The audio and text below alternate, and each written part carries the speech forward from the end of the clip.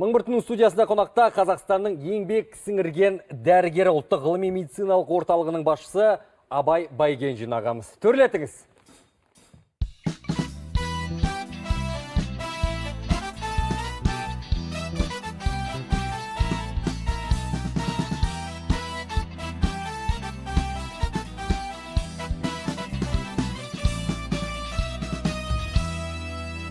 Қош келдіңіз аға.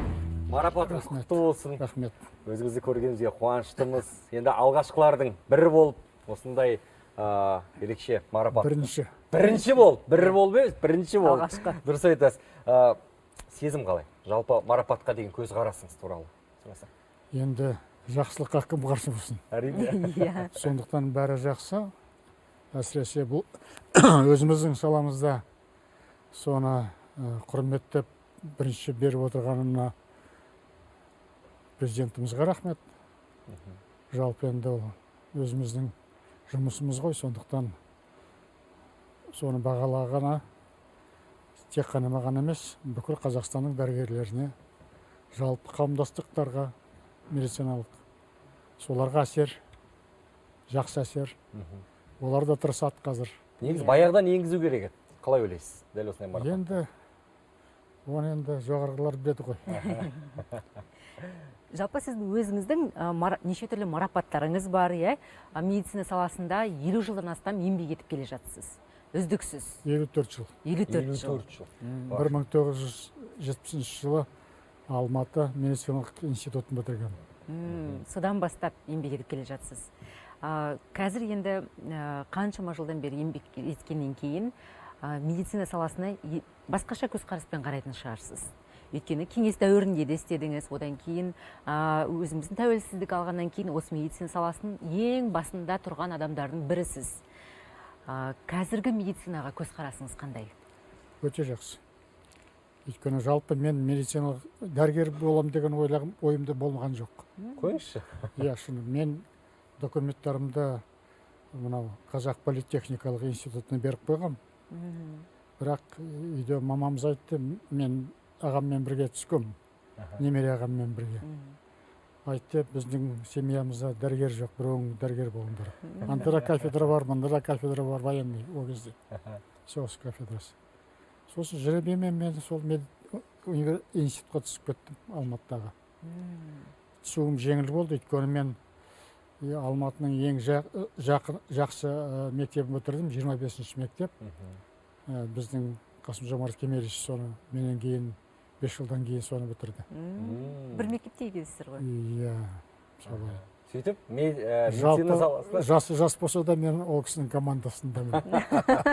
Медицина саласына сөйтіп келдіңіз. Солай келдім.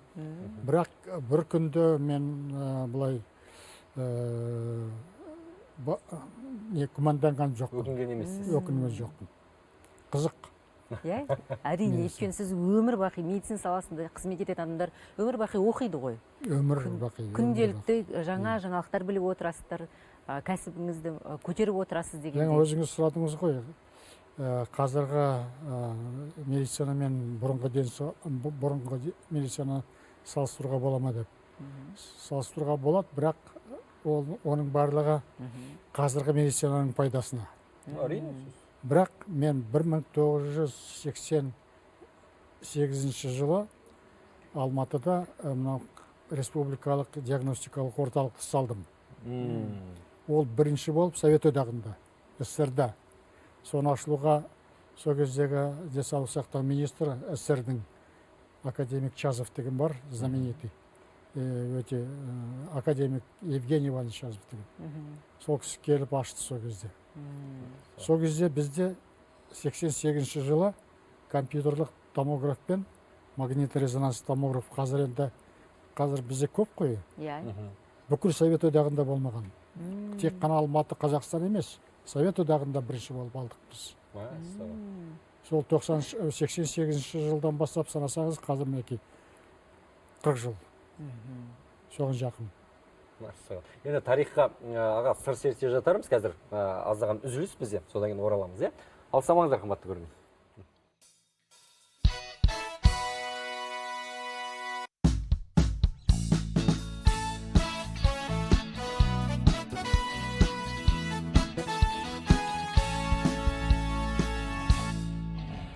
Тікелей эфирдеміз. Студиямызда қонақта Қазақстанның еңбек сіңірген дәрігері Абайбай Ленжин ағамыз. Аға, енді қазіргі таңда ұлттық ғылыми медициналық орталығының басшысы қызметіндесіз. Орталықтың жұмысы туралы қысқа айтып өтсеңіз, енді басым бағыттардың бірі, қателеспесем, онкологиямен күрес, иә? Біз Қазақстанда жалғыз-ақ көп профильді клиникамыз, ауруханамыз. Бізде 24 бөлім бар. Мынау жүрек ауруларын бастап, іш аурулары бар. Онкология, жаңа өзіңіз айттыңыз, онкология бар. Әйелдер жынысының ауруларын емдейтін блок бар. Урология бар. Сондай бізде өте көп салалы клиникамыз. Бұл енді жалпы дүниежүзінің клиника госпитальный жұмыс істейді. Оның сол бет бұрысы солай көп салалы болу керек. Мына монопрофильный дегендер бар. Қазір өзіңіз білесіз, бізде қазір кардиохирургия, нейрохирургия. Оның барлығы жалпы дүниежүзінде ондай нелер жоқ. Олар көп салалы ауруханалардың ішінде болу керек. Өйткені аурулар бірақ синдроммен келмейді. Бір жүрек ауырса, оны ол өкпемен байланысуы мүмкін. Жаңа бүйрекпен, бауырмен. Сондықтан оның барлығын комплексті жағдайда көру керек оны. Диагноз жасағанда. Сондықтан көп салалы клиникамыз. Мен қазір өте қуаныштымын. Бізде қазір екінші рет өзгеріп жатырмыз. Өйткені біз басынан бастап жаңа кардиохирургияға мен 70 адам жібердім. Екінші ауруханаға сондай адамдарды жібердім. Медицинский центр деп аталамыз, президенттің қасындағы ауруханаға. Соған бір 50-60 адамдар жібердім жұмыс істеуге кезінде. Барлығына сол қазір осы қалада, мысалы, немесе Қазақстанда, облыстық орталықтарда, басшыларда барлығы бізден шыққан. Бізден 3 министр шықты. Сондықтан министрлердің орынбасары туралы мен айтқам да жоқ оны. Он шақты облыстық денсаулық сақтау управленияларын, басқармаларының басшылары, жаңағы аурухананың басшылары, барлығы көбі бізден өзімізден шықты. Менің тәрбиелегенімде. Өзіңіздің шәкірттеріңіз, иә? Өте жақсы клиника. Абай аға, енді негізі өзіңіз әлі күнге дейін ота жасайсыз ба? Жоқ. Қазір жасамайсыз. 2006 жылы маған айтты, сені біз операция жасауға қойған жоқпыз, сені біз осыны басқаруға қойдық деген. Менеджер керек қой, дұрыс айтасыз. Медицина саласының менеджерлері өте аз қой қазір. Мен кезінде 1981 жылы Женевада ең бірінші, мен жалғыз-ақ соны бітірген, магистратура по международному здравоохранению деген бар. Сондай диплом менде бар, магистр международного здравоохранения. Ол Қазақстанда ешкім ондай оқуды оқыған жоқ, Женевада, совет кезінде. Соның арқасында мінекей менен сол менеджер высшей категории. Енді осындай медицина саласындағы сіздей адамнан мынандай бір кеңес сұрағым келіп отыр.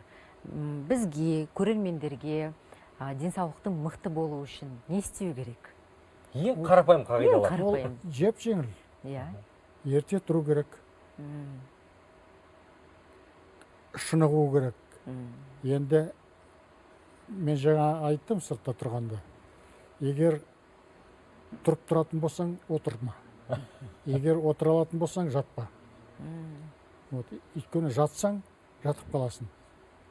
Жалпы біз аяқпен жүретін жануармыз ғой, екі аяқпен жүретін. Сондықтан біздің бүкіл денеміз соған құралған. Ал жатсаң, қан ағымы басқаша сапсап. Сондықтан сапсау адам бір апта жатсыншы, ол ауру болады. Сондықтан сондай жеңіл заттарда, сосын енді мен өзім мысалы жаңа сіздерге айттым, сағат 4-те тұрамын. Таңертең сол күнделікті сенбі жексенбіден бастап басқа бассейнде жарты сағат 40 минут. Одан кейін мен демалмаймын. Бір 750-1000 метр жүзеймін күнделікті. Тамаша. Аптасына 2 рет йога. Мен де йогаға барам. Ол болмаса болмайды. Менің йогам жаңағы дыхательная гимнастика дейді ғой, Иә, иә, иә. сол. Одан басқа ештеме жоқ. Сосын ең кеші 4-те тамақ жеймін. 4-тен кейін тамақ жеймін. 4-тен кейін тамақ жемеймін. Кешкі асың сағат 4-те. Маған мысалы қонаққа бару деген проблема. Онда тамақ жейсің, отырып қаласың. Иә. Қазақтарға әсіресе қиын Қазақтар сияқты. қалай енді, бір отырса отырып қалады. Иә. Би де жоқ, басқа былай жағдай жоқ, сондықтан мен қашам жалпы сондай неге баруға.